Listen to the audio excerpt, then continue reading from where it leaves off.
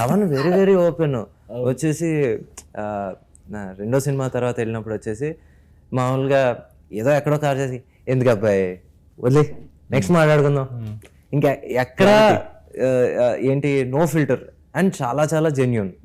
అలాగే నేను ఇంకో సినిమాకి వెళ్ళినప్పుడు కూడా మీకు చెప్పినట్టే యాక్చువల్లీ సార్ కథ చెప్పినప్పుడు వచ్చేసి వెంకీ నాళ్ళు బిజీగా ఉన్నాను, మరి నువ్వు వెయిట్ చేయగలవా చెయ్యి, లేకపోతే మరి నేను ఎవరిని వెయిట్ చేయమని మాత్రం నేను అన్నాను చూసుకో అంటే నాకు అలాగే ఒక 2-3 monthsలోనే ఇలాగా ధనుష్ గారికి ఇలా సెట్ అయింది. సెట్ అయిన తర్వాత వచ్చేసి ఫస్ట్ రవణ్గా వచ్చేసి అప్పటికి ఇంకా కోవిడ్ టైమ్స్ అంటే రవణ ఒకసారి కలవచ్చా అంటే వెంటనే వీడియో కాల్ చేశారు.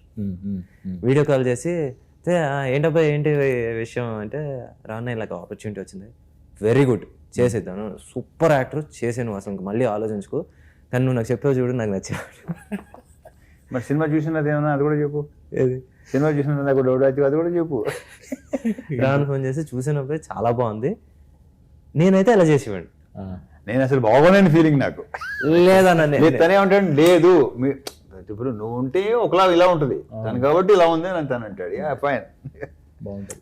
సో అలా సో ఎక్కడ వచ్చేసి నో గ్రడ్జెస్ నథింగ్, నా దగ్గరికి వచ్చేసి ఇంకోళ్ళ దగ్గరికి వెళ్తాం ఏంటి, లేకపోతే వెయిట్ చేయలేడా, ఇలాంటి అసలు మామూలుగా ఎక్కడ జీరో క్లారిటీ. అందుకే మామూలుగా ఈ రోజు వరకు ఇంకా మేము కలిసి పని చేయలేము, కానీ వచ్చేసి ఇప్పటికి రవణ్ అంటే అన్నే అంతే.